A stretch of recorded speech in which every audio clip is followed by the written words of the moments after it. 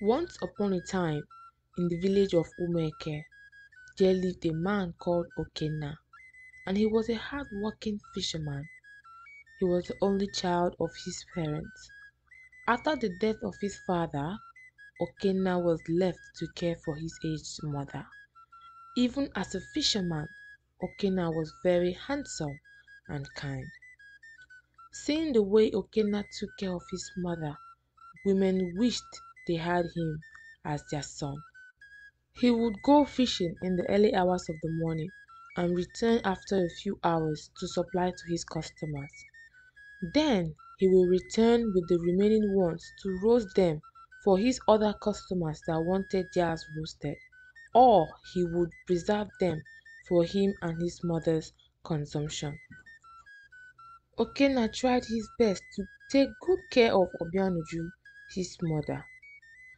Okenna was nearing his 30s, so he decided to find a wife and settle down, and his mother agreed with him. They had been on the topic for a long time, but Okenna kept on postponing because of lack of funds. But now he was ready to settle down. Chiamaka, a young beautiful girl, attracted Okenna's attention, so he decided to talk to her. Chiamaka and Okenna began their relationship and it blossomed. They were so in love with each other and decided to get married the proper way.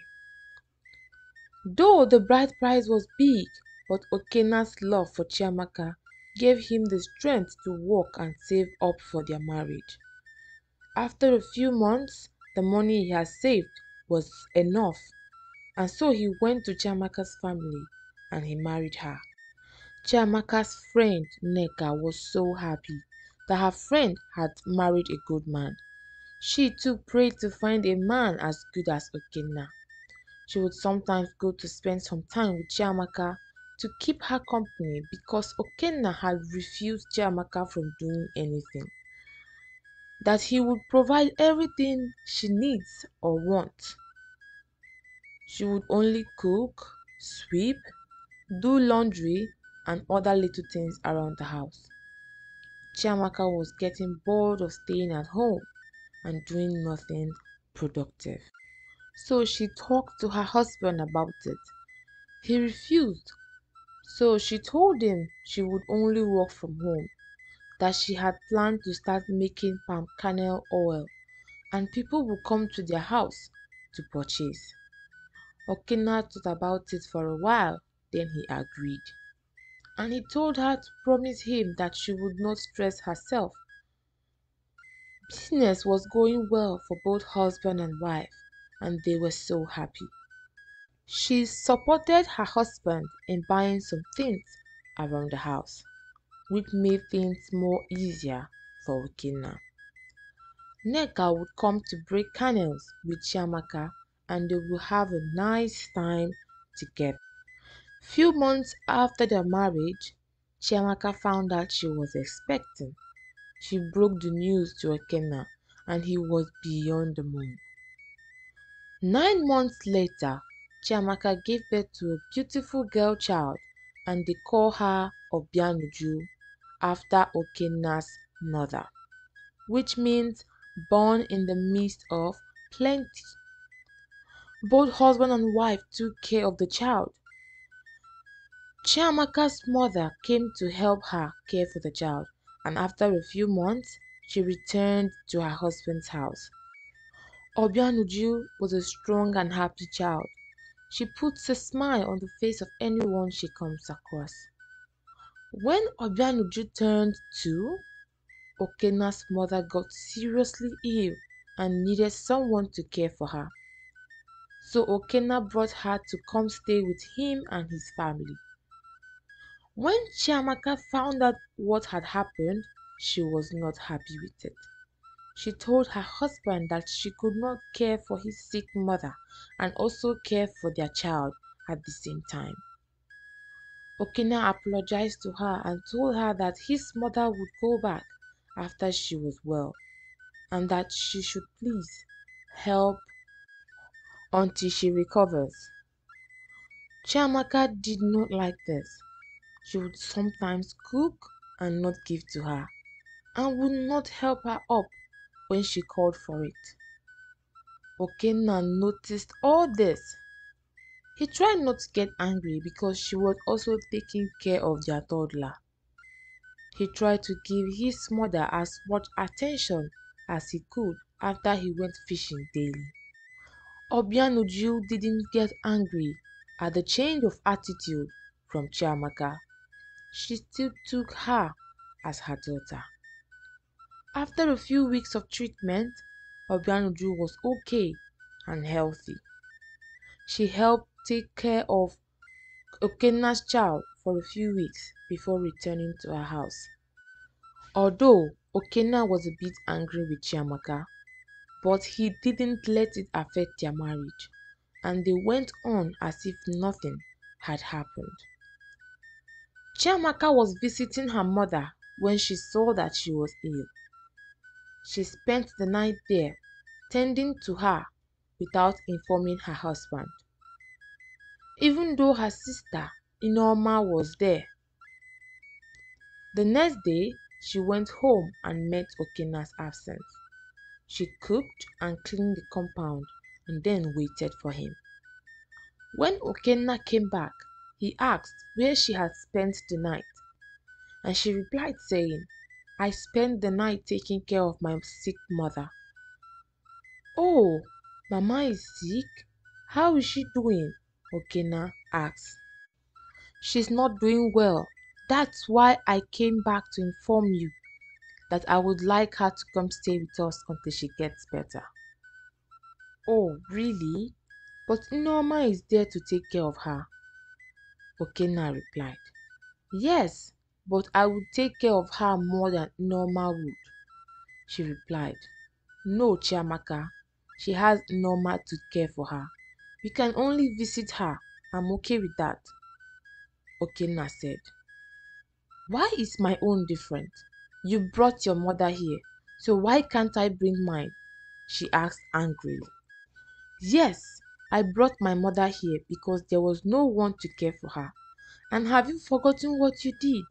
You ignored her and refused to tend to her or her stay here," he said. "If you won't allow her to come here, then I will go there," Chiamaka replied. "I permit you to go, but you must come back home before sunset," Okenna said to her. "I won't. I will stay as much as I want until she gets better," Chiamaka replied. "Please, Chiamaka, I don't want to quarrel with you. You must return before sunset. If you do not come back before sunset, then do not come back to this house," Okenna said, stomping away. Chiamaka left but did not return that day. She stayed there until her mother was well. When she was asked if she would not return to her husband's house, she told them that he told her not to come back if she stayed over. Her mother was pissed at Chiamaka. She thought Okenna approved for her to stay and care for her. She had Norma. There would be no reason for her to bring Chiamaka over to come take care of her. While Chiamaka was tending to her mother, she met another man that spoiled her with gifts even when he knew she was married and with child. Osita was a very rich trader. He had 2 wives and 4 children. He saw Chiamaka and she caught his attention, and he swore to make her his by all means possible. He would buy her expensive things. She was reluctant at first, but then she started accepting his gift and spent more time with him. She told him that she was married, but he swooned her by telling her that he would spend more on her than her husband ever will. He soon asked her to marry him, but Chiamaka declined. Osita told her that he would wait until she was ready to accept his proposal. Chiamaka's mother went to Ekenna's house to beg on Chiamaka's behalf. He forgave her, so she returned home. She came with expensive things, and when Okena asked where she got them from, she replied that she bought them herself. He knew it wasn't true, but he decided not to push it. Chiamaka no longer wanted to make palm kernel oil, and this was okay with Okena. Chiamaka would complain about different irrelevant things, of how her husband was poor and they don't live a good life, and that she was tired of living so poorly. Okena was surprised. Where is all this coming from? She never had problems with our lifestyle before, but he could understand her. Who doesn't want a good life? Okena said within himself. Whenever Neka would come visit Chiamaka, she would say all manner of bad things against her husband. Neka would wonder what was going on. Chiamaka had never said such a thing about Okena before, but Chiamaka didn't say why she had a change of character towards her husband. She would not cook, sweep, or carry out her chores, and now she feels that Okena smells like fish. She would tell him to take a bath, even when he had taken one already. Okena called her and asked why she was always nagging. She told him that she was tired of this poor lifestyle and she wanted it to change.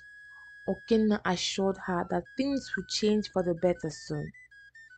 Chiamaka's nagging became worse, and one morning she just woke up, packed her bags, and left the house, leaving Obianuju with Okena.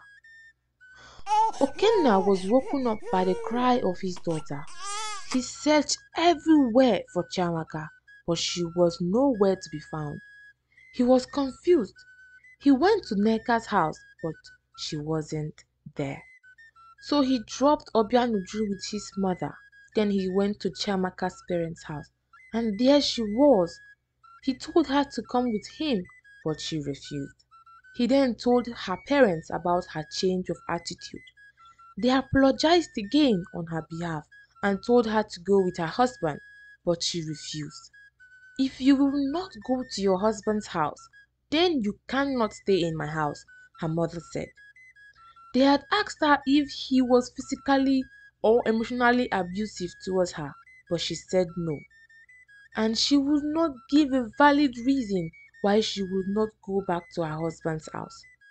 Due to her mother's warnings, Chiamaka packed her bags and went to Osita's house, telling him that she was ready to be his third wife. Osita, being a rich man, had no problem with it. Okena went back home in tears. He loved Chiamaka and he was ready to do anything for her, but now it seemed he had lost her for good. He missed his daughter, but he could not stay home all day to care for her. So he told his mother to come stay with him, and she agreed. Neka would come in her free time to help around the house, and Okena appreciated her effort. Spending time together in taking care of Obianuju, Okena soon developed feelings for Neka, so he asked her if she would like to be with him, but she refused, saying Chiamaka would not like that she was with her husband. Then Okena said to her, Chiamaka made her choice when she decided to leave me and our young daughter to follow a man she barely knew. I have made my decision. If you don't like me, say so. Don't use Chiamaka as an excuse, Okena said. You are every woman's dream man. You are handsome and hardworking, and you care so much for your family. I would like to give you a chance, Neka replied. Okena and Neka love grew, and after some time, the pain Okena felt from Chiamaka's leaving faded. Obianju now calls Neka mother, and Okena saw this as a sign to make her his. He married her and she moved in with him. Few years later, and Neka now had 3 children for Okina, and they all loved each other dearly. One morning, Okina had just finished fishing. He supplied some of the fresh ones and brought the remaining to roast back at home. As he was cutting the fish, something caught his attention. In the belly of one of the fishes, there was a big golden ring with gems on it. He picked it and put in his pocket and continued his work. It was normal to see things in the belly of a fish. He sold the fishes for that day and forgot about the ring. Later in the week, Nneka was doing his laundry when she found the ring in his pocket. She called him and asked him about it, and he told her where he found it. It looked precious. Let's go to the goldsmith later to have it checked out. They went there late in the afternoon, and goldsmith told them the worth of the ring and even offered to buy it. And the money he offered was huge. They decided to go to another goldsmith. He also offered them a higher price than the last one. So they decided to sell it and return home. They were so happy. They returned home and planned to use the money for something productive. Their lives changed for the better. Okena now has different sizes of boats. People will rent some, while the others were used to fish for him. He runs the biggest fishing farm in Umueke too. Osita went back to marry Chiamaka, but her parents refused to collect her bride price. Chiamaka didn't mind. She still went on to live with Osita. While living with him was fun for a while, then she saw hell later. Osita had wives but still carried other women. If they complained, he would beat them up. And he also does some illegal businesses behind the scene. None of his wives were allowed to talk about it because they knew the consequences. Chiamaka couldn't endure it, so she went back to her family, but they refused to take her in. She then remembered Okina. Getting there, she was told he had packed out. The people she met gave her his new address. She got there and thought Okina worked as a guard because the building was so big. But she was surprised when she saw Neka come out of the house. They stared at each other hard and long. Neka called Okina. When he came out, he was surprised to see Chiamaka. After 10 years, you decided to come back. It's too late now. I won't wait for you for 10 years, Chiamaka. And there is nothing for us to talk about. Please leave. Chiamaka wailed. She even saw her child, Obianuju. She was so big and beautiful. She called her, but she turned her back on her. Chiamaka cried. Now she had no one to turn to. This story teaches us that all that glitters is not gold. Hard work and perseverance paid. It's just a matter of time, and teaches us to watch and think carefully before one leaps. Thank you for watching, and I hope you enjoyed this story. Please don't forget to like, comment, and share our videos. See you in our next one. Bye.